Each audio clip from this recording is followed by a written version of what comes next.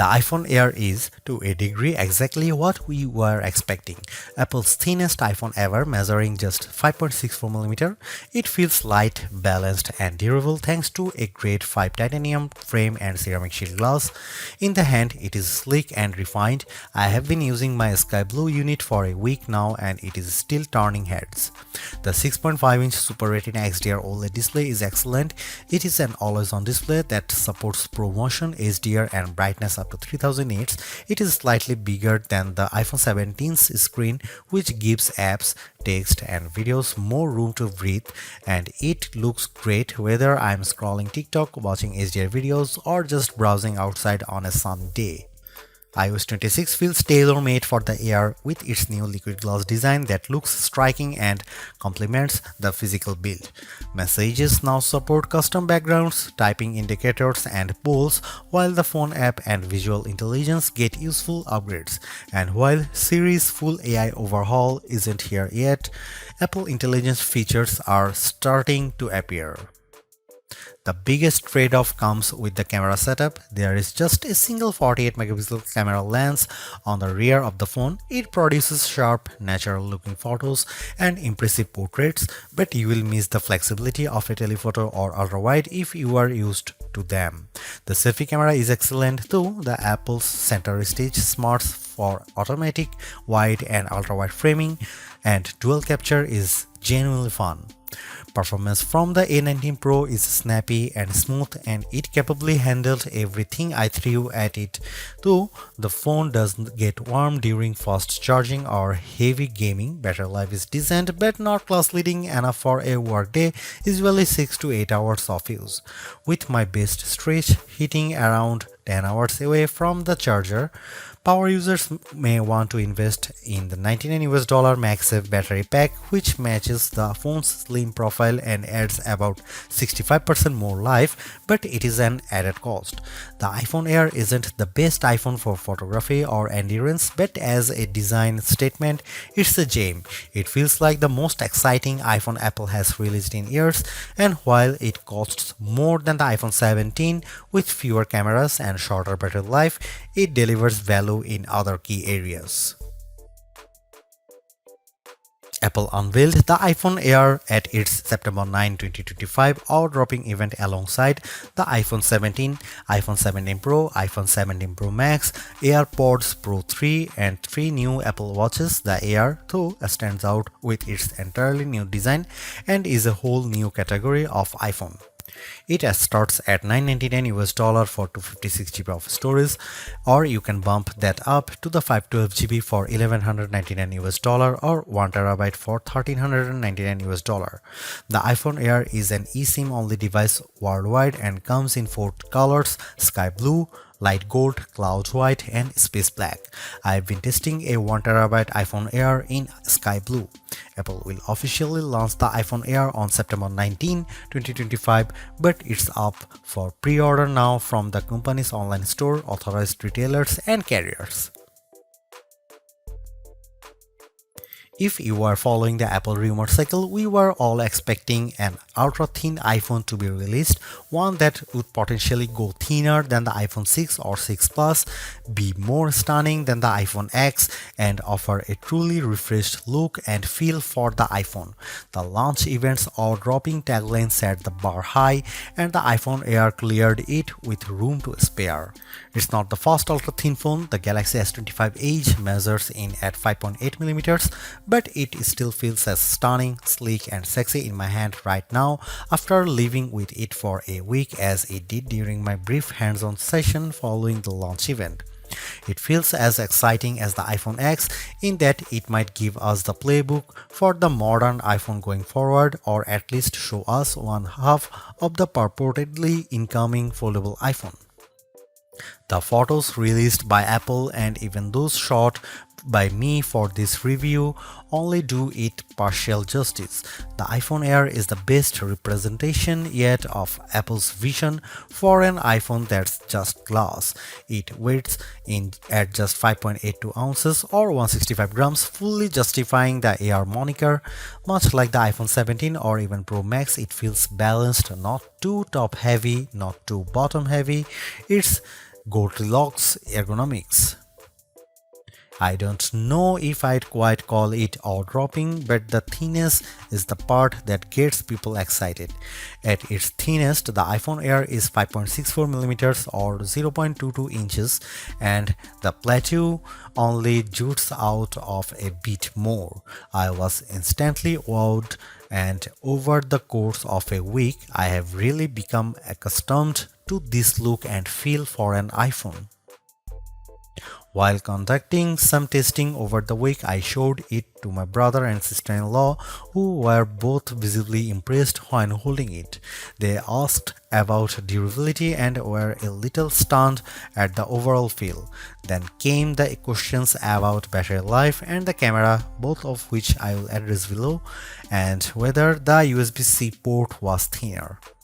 On that last point, it is still a regular USB-C port, but to fit it in this frame and get in this small, Apple's design team started by 3D printing a custom one. And given how thin this phone had to be, Apple went back to grade 5 titanium for the shell and sides of the device. To further enhance the looks, it has a polished finish.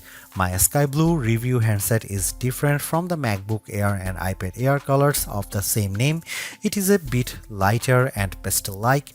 I really like it, and the Air also comes in light gold, space black and cloud white.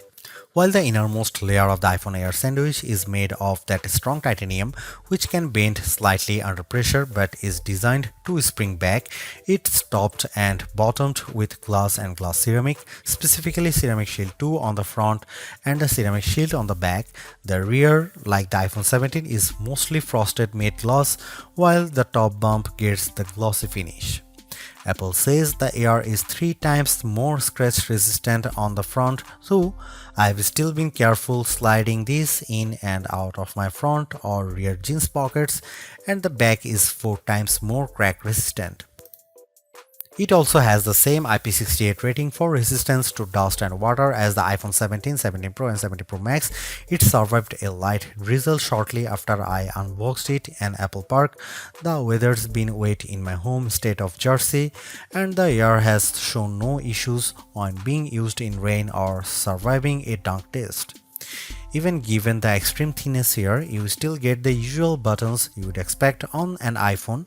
Camera control has been redesigned to live on the right hand side, and it's slightly thinner but about the same length as on other iPhones. The power or sleep button sits slightly higher on this side, with the action button, volume up and volume down on the left. The main mono speaker lives at the top of some microphones, and there are 2 other microphones either side of the USB-C port on the bottom.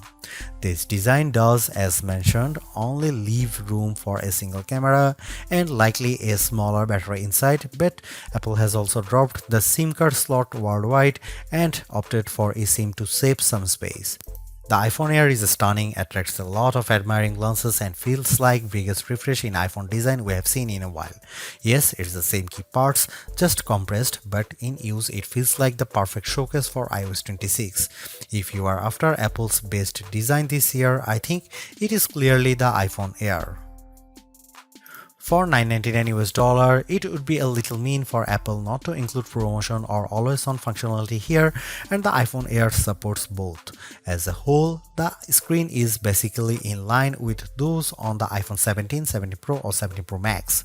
The front of the iPhone Air is nearly all glass, except for a thin black bezel that turns into the sloped polished side.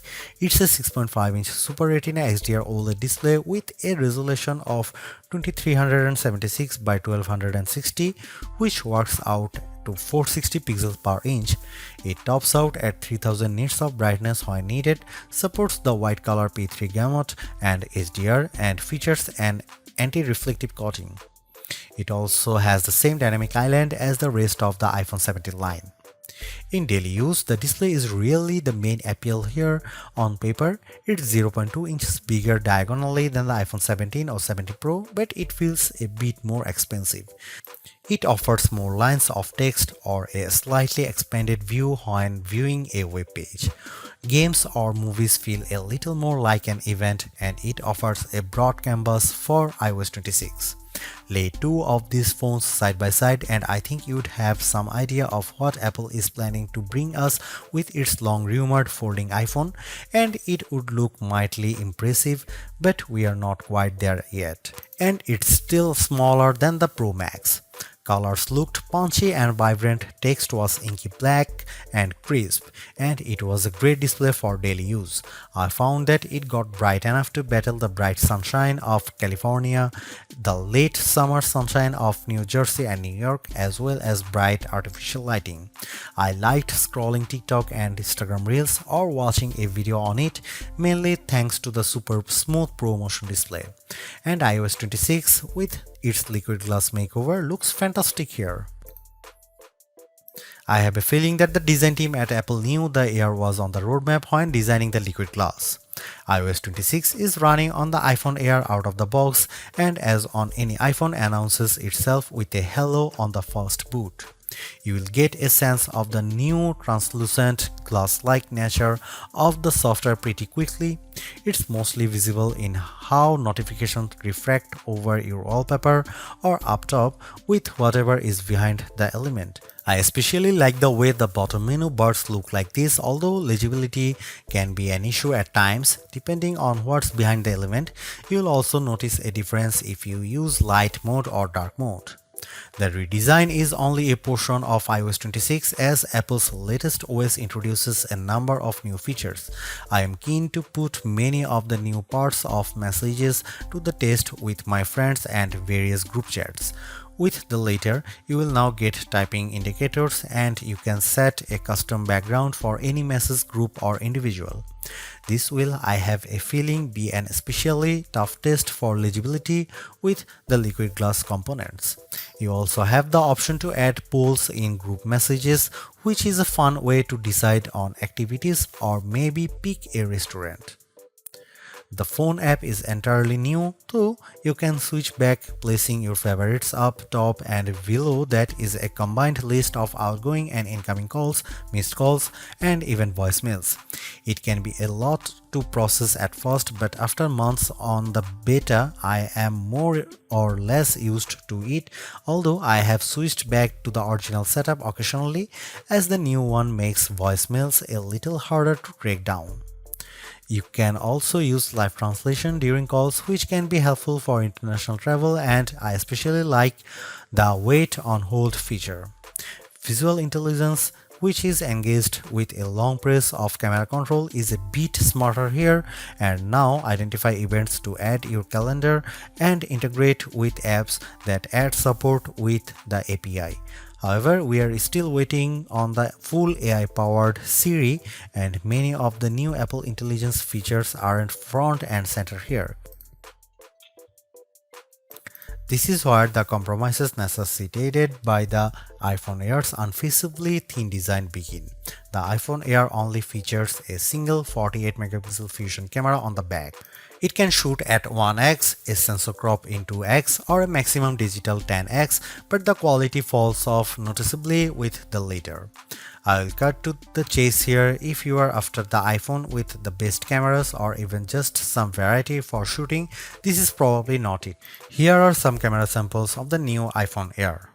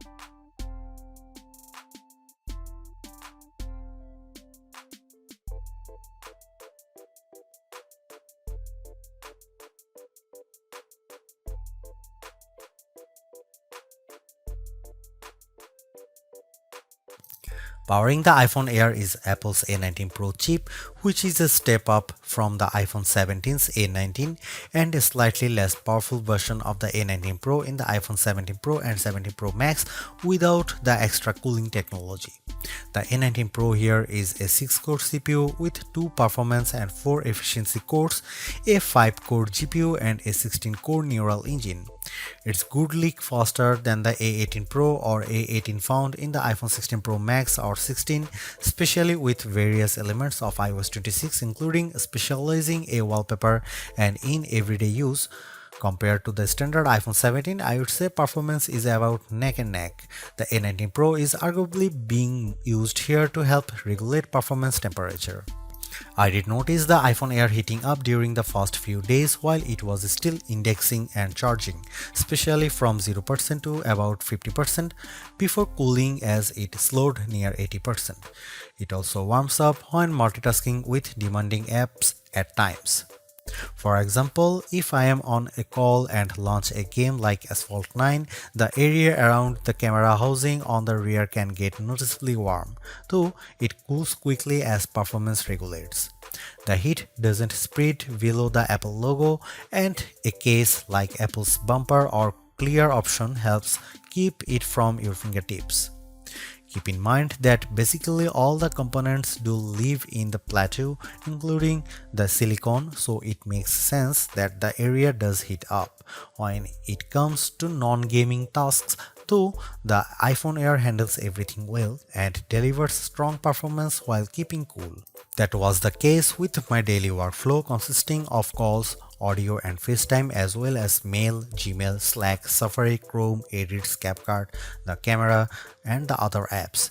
Even with creating a Genmoji or using Image Playground or another facet of Apple Intelligence, the iPhone Air didn't get especially warm. In terms of quantitative testing, the iPhone Air scored slightly higher than the iPhone 17 on Geekbench 6.5 at 3723 on single core and 9665 on multi-core. That's in line with smartphones at this price range, so as we noted in our Galaxy S25 Edge review, that phone has a thermal solution for keeping things cool. The iPhone Air delivers remarkable performance in a super thin and light design that's very durable. I especially like getting A19 Pro power in something this compact, but you have to make some trade-offs for the steep $999 price. You get only a single rear camera, which means no telephoto zoom, ultra-wide or macro shots, and while the Air's battery life is solid, it's a few hours behind the iPhone 17 Pro Max.